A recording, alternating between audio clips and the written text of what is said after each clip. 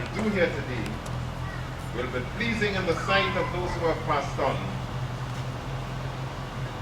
register with those who are still present, and be an inspiration to those who are yet to come.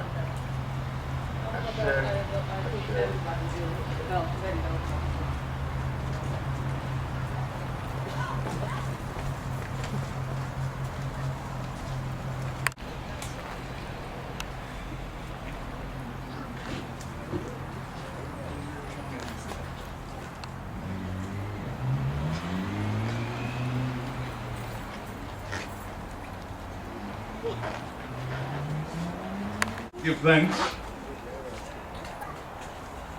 to the brother Gus John. I hope everyone has a better understanding, indication of what libation. The reason why we're here today is because as someone that grew up in this country, I wasn't born here, I was born in the Caribbean, but I grew up here. Significant amount of my time has been spent in this country. And I'm one of the first people to recognize that, just like with everything in life, everything has a good and bad aspect to it. I found like many good things in this country. Many good things. There are too many good things to talk about now. You understand? The one thing that I found in this country that upset me the most is this thing, this cancer called racism. You know, because it affects us all. Those people who, it affects the people who perpetrate it. It affects the people who are the victims of it. You understand? And it like I said, it's just that an evil thing. Part of what we would like to do with this project the project is called Reggae Focus Sounds of Jamaica. Yes? And under this we have Bob Marley honors. Yes? Now why Bob Marley honors? You know, like I said, this house for me has a lot of memories because I lived here. I also lived here with Bob Marley. People say that, well, we had another plaque that was unveiled in Ridgemount Gardens. But Bob didn't live at Ridgemount Gardens for any significant amount of time, not as long as he lived here in this house. You know, he stayed there.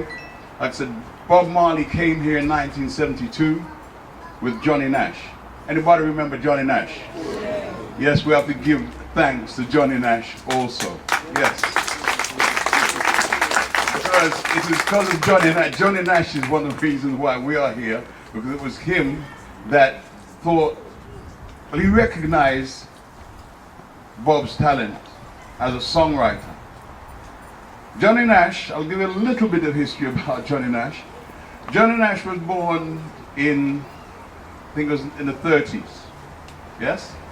But he became a child prodigy in the United States of America, yes? He was one of the first young, as a black child, to have a starring role on television. So he was also, Johnny Nash was also a film star. A lot of American people, they remember him that way, yes?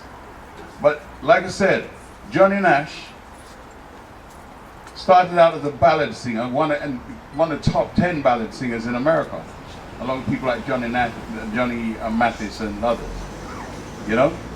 But he had a problem, he struggled with that, and he moved to Jamaica, you know, just to expand his horizon. He moved to Jamaica, and when he went to Jamaica, he had a place in Russell Heights, in a house in a place called Russell Heights in Jamaica. Yeah, that's a very upmarket part of the island, yes, in Kingston. And he met up with Bob Marley initially, and they started to hang out and stuff, and he discovered that Bob had some very interesting songs. Yes? And without going too much into it, one of the songs that he recorded I mean, you must remember songs like Hold Me Tight. Some people might not be old enough to remember Hold Me Tight, You Got Soul, and songs like that, which were, for me, when I was going to school up the road here in John Kelly. yes. When I was going to John Kelly and used to be walking around here, yes, that song permeated the whole of the environment. And I remember Aretha Franklin had a hit tune at the same time. I Say a Little Prayer. Yeah? So I remember those songs. Those songs were part of the backdrop to my life as a young person. And I'm saying that people are quick to forget people like Johnny Nash and his contribution, enormous contribution to Jamaican popular music, which we now know as reggae. Because like we say about reggae music, reggae isn't one form of music, reggae is several, you know, yes? But like I said, Johnny Nash is very important for us to give thanks to Johnny Nash, because it was Johnny Nash who, like I said, after recording Stir It Up, which became a huge hit for him over here, after Johnny recorded Stir It Up, yes, he brought Bob from Jamaica. He took him to Sweden, where he'd been commissioned to do a movie. That's Johnny Nash, commissioned to do a movie, and Bob was going to help him to write the soundtrack. So it was on their way from Sweden going back to Jamaica. They stopped up in England, and lo and behold, Stir It Up was a huge hit. So they decided they were going to stay over here, and that was when I met Johnny Nash. It was Danny Sims, Johnny Nash's manager, yeah, and Bob Marley that I met just down the road here, Neasden Lane, at what was Trojan Records, yes, yeah, and I saw Bob today, and Bob looked like he was golden. It sounds like I'm, fantasizing, but I'm not. Bob looked really like he was gold. And I went up to him and said, Bob Marley. I said, you know Bob Marley. Come on, you look like Bob Marley. So I shook his hand. And he's always telling people like when I shook his hand, his life couldn't let go. You understand? You understand? Right? And funny business happened. I'm going to say what exactly happened. Bob Marley said to me, so we, now which part can I get some Miley?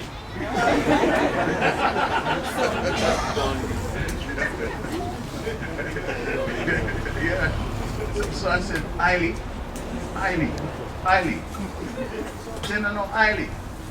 Ganja. I was familiar. Understand?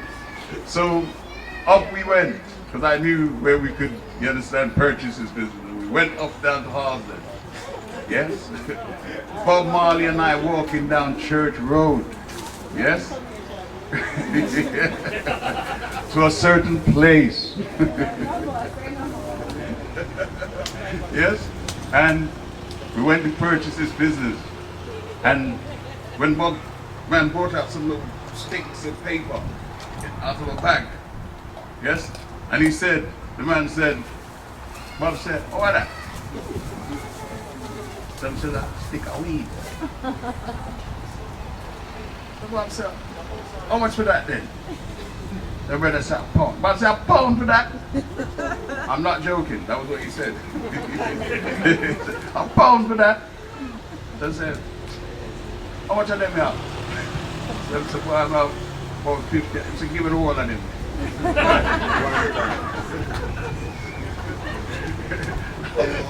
Give him the whole of them. So I saw Bob reach into his back pocket. I remember how he was dressed. He had on a red top, like a cardigan, a red top, and just jeans and boots. I'm always saying Bob Marley was very simple. Bob Marley was different from any other artist that I'd ever met previously. And for me, that was the simplicity of Bob Marley was the attraction.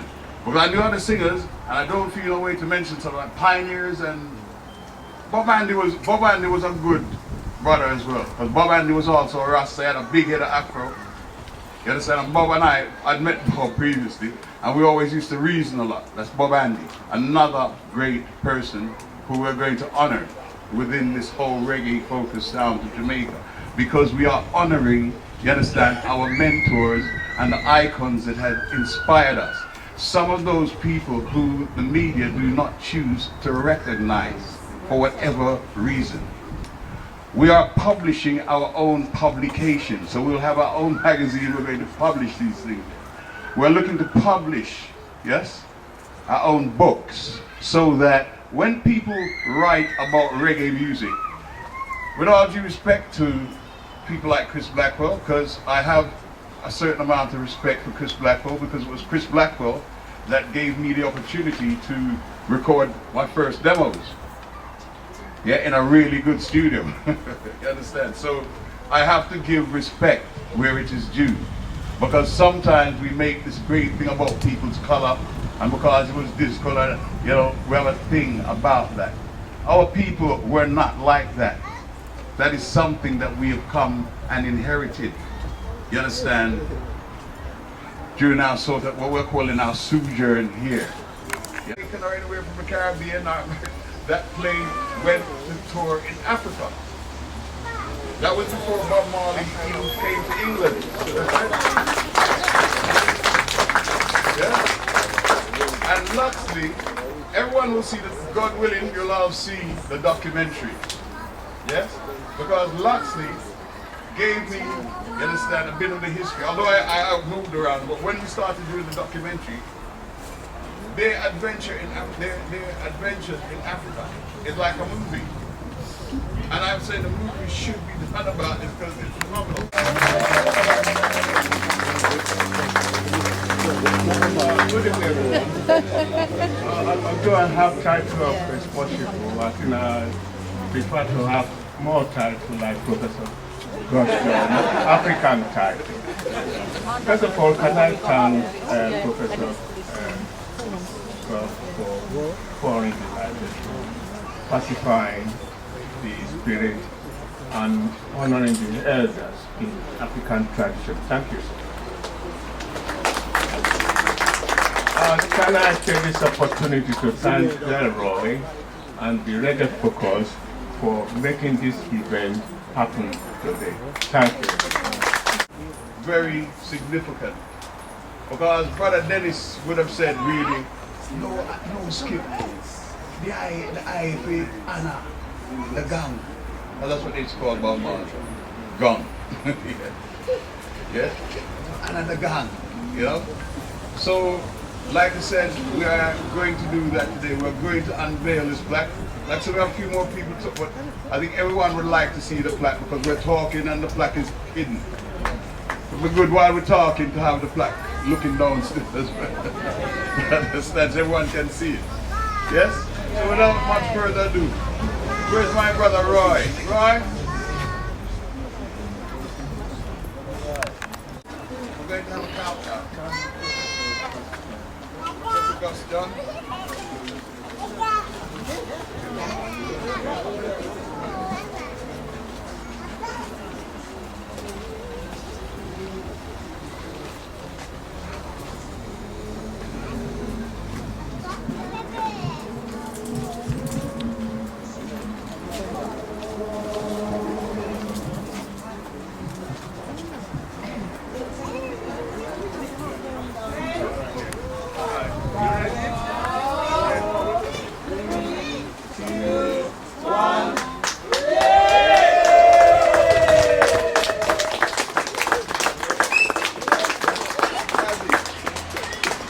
Like I said, come here, man.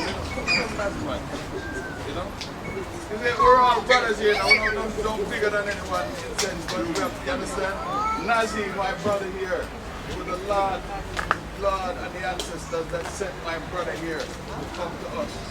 Yeah? To fix up the plaque. So we want to other man to see him and recognize him. He's going to do the plaque from now on. It's like the way take some photographs of him too. Yes. Yes. My brother John.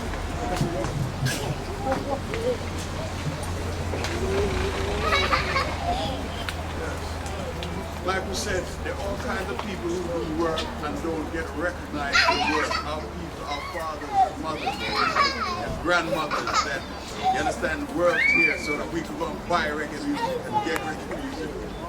They were the ones that brought the music here. So this man here, yes, is a man that did this really great work. And also built the stage, you understand, that we're standing on. And everything. Yes, big thanks for that work. And he didn't talk to us about the holy money either. Pardon? Doesn't come around.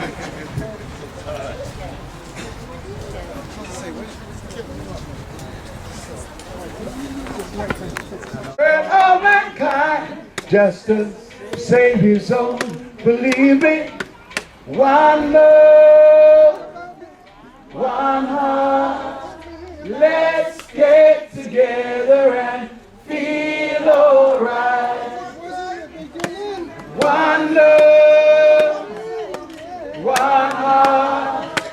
Give thanks and praise to the Lord, and I will feel alright. The music itself, those are vocals, right? You know, one of the most famous of Bob Marley's songs that was written in this house is No Woman No Cry. Yeah? And funny enough, that song started out as another song, but that's how it works. Cause we had a song that went like something.